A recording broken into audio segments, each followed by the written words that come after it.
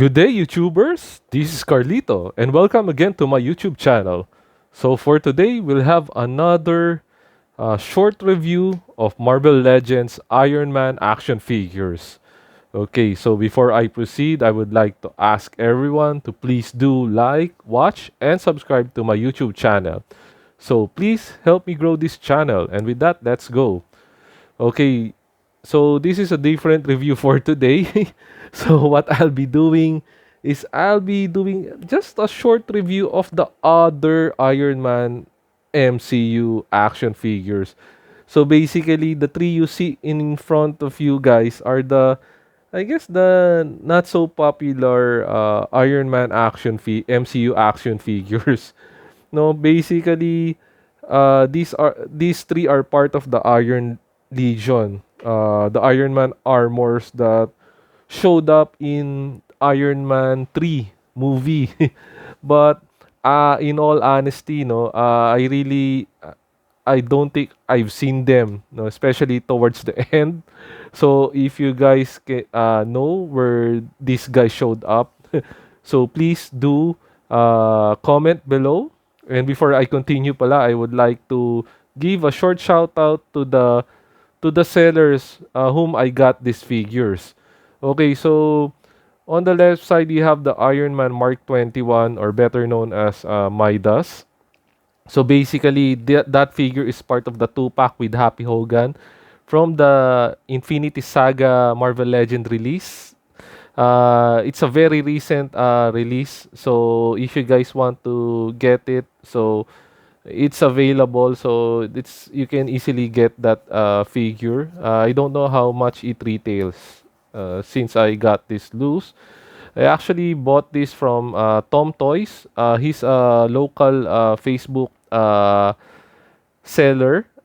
Please, I'm putting a link in the description of his Facebook page. So please do visit and see what he has. So he has some amazing toys there. So for you guys to see, if you're a toy collector, you may visit Tom Toys. Now for the other two, the Mark 22 or the Hot Rod, and the Mark 27 or the Disco, I think Disco Armor. Okay, so I got this also from a Facebook seller. No, his Facebook page name is Flyboys Toys PH. So again, I'm putting a link of his Facebook page below. So please do visit his page as well. He has some amazing Marvel Legends figures there as well, boxed and loose. Okay. So with that, I'll just starting this very short review since these are loose items. So as I've said earlier, let's start with this one. Okay. So the Mark 21 or Midas, as already mentioned earlier, no. So he's part of the two-pack with Happy Hogan. So from the Infinity Saga, this it's a recently released wave.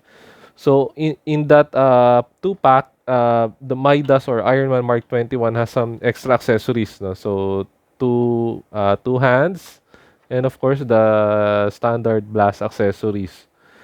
Okay, so basically the Iron Man Midas is basically just a recolor of the previous Mark 7.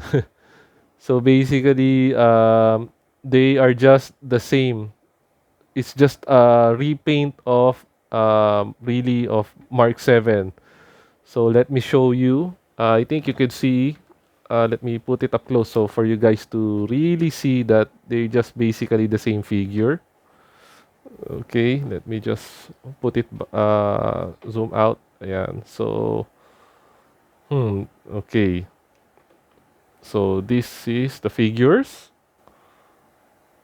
Okay, so as you guys could see, the Midas or Mark 21 is basically a repaint of the Mark 7 Iron Man figure from the first 10 years line. So basically, they're really the same. The only difference is basically the color. As you can see, even the hands, they're really the same. It's just a repaint. I really like, no, I thought when I first opened this Mark 7, it's warp, but basically this it the I thought this was a warp part. So basically that's how it looks like. That's how it actually looks like. It's sort of a curve part here near the feet. So even at the back, the flaps, no, actually the one thing that I find really nice about the Iron Man Mark 7, no, what makes it stand out compared to the previous Iron Man releases is these flaps. Ayan. So I opened the one for the Midas. So let me open this one as well. Mm-hmm. One more. There you go. So see guys. Again, so Midas or the Mark 21 is basically a repaint of the Mark 7. Anyway, guys, speaking of Mark 7, I did a review of this bad boy. So if you want to watch it, please check my YouTube channel. So it's there. Just look for the review of the Mark 7. Okay. So I take out the Mark 7 and let's focus on this guy. So uh, same with Mark 7 in terms of articulation of the head. It's pretty stiff. You can move it left and right. Uh, Mobility, forward, backward. Okay, so still pretty stiff since this is actually I bought it loose, no, but it's still in its clamshell, so it's still basically pretty mint. I just wish for this figure, if they went with this bronze color, no, they made it throughout uh, bronze, no, instead of having this I think a silver or gray part here, as well as this part. No, to make it really more really see again. I wish they painted the whole figure as bronze, no, to really make it more accurately, no. So if you would be asking me what does Midas do, I actually have no idea. So that's for the Mark 21. Okay, so the next one we have is the Iron Man Mark 22, or the what we call codename Hot Rod. um, from the reviews that I've watched from other YouTubers, so basically this is just a repaint of I think the War Machine Mark II. I don't have that figure, so I cannot show you any comparison between the two. So basically, I don't know what the Mark 22 does. So if anyone knows, can you please educate me? Put a comment in the comment section below. So it's called hot rod because of the paint. Okay, this I don't know, accent highlighted or accented paint in the more or less very monochromatic look of the War Machine figure. So the hot rod, if you watch the first Iron Man movie, there he has a card there that has a sort of these paint colors, no, the hot rod figure. Okay, so where do you get this one? Okay, so basically the hot rod or Iron Man Mark 22 is part of the 3-pack for the first 10 years with Pepper Potts and the Mandarin. So those are still out there. So if you guys are interested in collecting them, so you may get those you may get the Mark 22 as part of that 3-pack. Okay? Okay, so up close, yun. So yun, just to see, no, I really like the paint app, the Hot Rod paint app, no. It's really it really gives this are more a unique look, as otherwise it would have been a really a dull repaint of the War Machine. So you could see here, front, back. So basically, since this is a repaint of the War Machine, oh, so there are peg holes here to put some of the, I think, the weapons or guns from the War Machine. But Okay, for the 3-pack that I mentioned earlier, it this doesn't have that one. Okay, so moving on. Okay, and lastly we have the Mark 27 Iron Man, or otherwise known as Disco Armor. So basically, if you look at all the Iron Man armors, no, this really looks radically different. So again, this is just a repaint of the War Machine action figure, but what sets it apart really is the color scheme of this armor. So it's predominantly bright blue and bright orange. Okay, so as you could see here, yeah, so it's really different. No? The armor is color scheme is really different. No? So it's predominantly blue. I don't know if it's blue or sort of like blue violet and orange. So Mark 27, or the Disco Iron Man figure. Okay, guys. So this is what it looks like. So at the back, it's really more blue rather than the orange one. This one you can get from the 2-pack with War Machine from the I think Captain America Civil War 2-pack that has this one, the Iron Man Mark 27 and War Machine. So for this one, it has one accessory, this one. So again, as I've said earlier, I really have no idea when this guy showed up at the movie Iron Man 3. So basically, it's part of the Iron Legion. Okay? Okay, guys. So this is the Mark 27. Okay, so now I have all the three here. So anyway, so in closing, let me line them up side by side. Okay, so let's do it for not by number.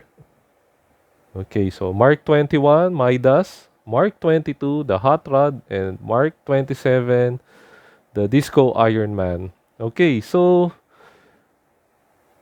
if you're like me, if you're collecting the Iron Man Marvel Legends action figure, then you may get these figures because this is part of the Iron Man line. No? So, but in terms of how they appeared in the movies, yun nga, no, that was I think they hardly had any tawag dito, airtime on screen to make an indelible mark on viewers, no? Compared to, let's say, the Mark 44, or the Hulkbuster armor. No, basically I think that scene with Hulk from Avengers 2, no? Hulkbuster really was only on screen for like a short period of time, but in terms of the action figure, no, the Hulkbuster is so much in demand. Now these three guys, these are more of the obscure Iron Man armors. So I don't know if collectors would be interested in putting this as part of their collection. Most likely if they're completists. No, but for others, really, I think it's a matter of preferences. Kasi for me, I feel, no, if I line these guys up with all the Iron Man